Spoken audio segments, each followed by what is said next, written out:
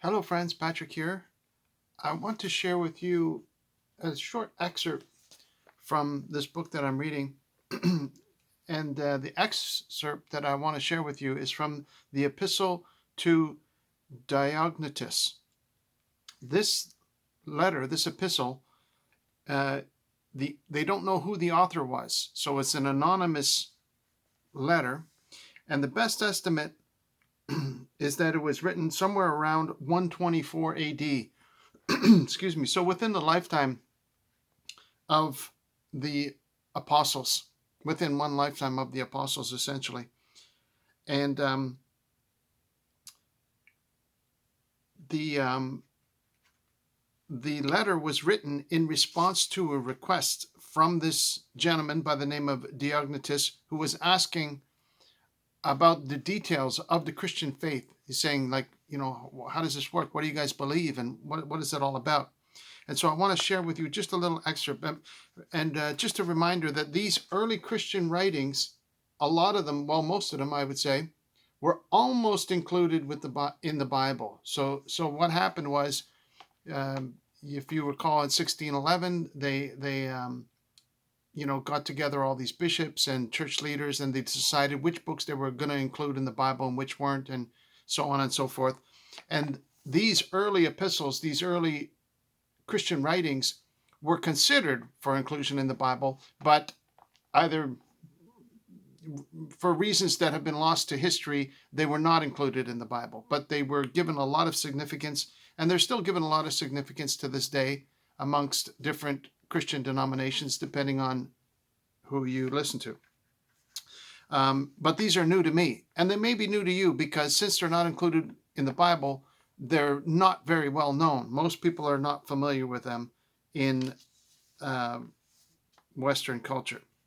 So the epistle is written, and it starts with an intro. It talks about the follies of paganism, the follies of other specific religions, and there's a section that it talks about characteristics of the Christian community. So there's a section here that's entitled, a subsection entitled, The Supernatural Nature of the Christian Revelation. And I'd like to share it with you. I hope it doesn't take too long, but I'm going to share this brief section with you. It covers about a full page and a half.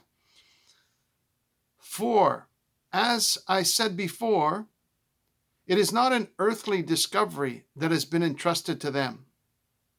The things they guard so jealously is no product of mortal thinking, and what has been committed to them is the stewardship of no human mysteries.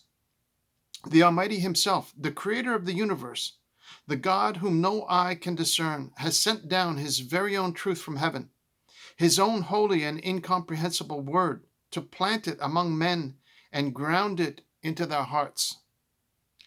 To this end, He has not, as one might imagine, sent to mankind some servant of His, some angel or prince. It is none of the great ones of the earth, nor even one of the vice-regents of heaven. It is no other than the universal artificer and constructor Himself, by whose agency God made the heavens and set the sea their bounds, whose mystic word the elements of creation submissively obey, by whom the sun is assigned the limits of his course by day, and at whose command by night the obedient moon unveils her beams, and each compliant star follows circling in her train. Ordainer, disposer, and ruler of all things is He, of heaven and all that heaven holds, of earth and all that is in the earth, of sea and every creature therein, of fires, ether, and bottomless pit, of things above and things below, and things in the midst. Such was the messenger God sent to men. And was His coming, as a man might suppose, in power, in terror, and in dread? Not so. It was in gentleness and humility. As a king sending his royal son, so sent He him. As God, He sent Him. As man to men, He sent Him. And that because He was fain to save us by persuasion, and not by compulsion. For there is no compulsion found with God. His mission was no pursuit or hounding of us. It was an invitation to us.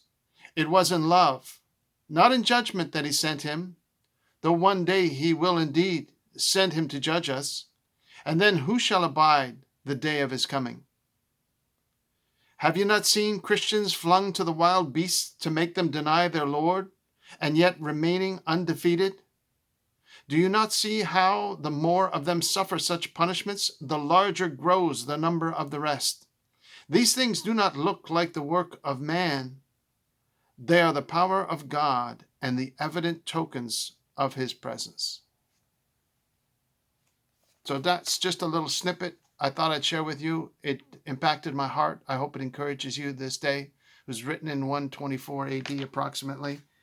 And he is explaining all types of different, he goes on to talk about the mystery of the incarnation, some practical conclusions, and then he gives a brief section that's called the homily, and just some very powerful words from a different age of believers that have gone on before us. And it could be these individuals are part of what is referred to as the great cloud of witnesses that have gone before us. And their testimony still echoes through the ages until today. Thank you for watching. God bless you. I love you. You have yourself a fantastic day now. We'll talk to you soon, okay? Bye-bye.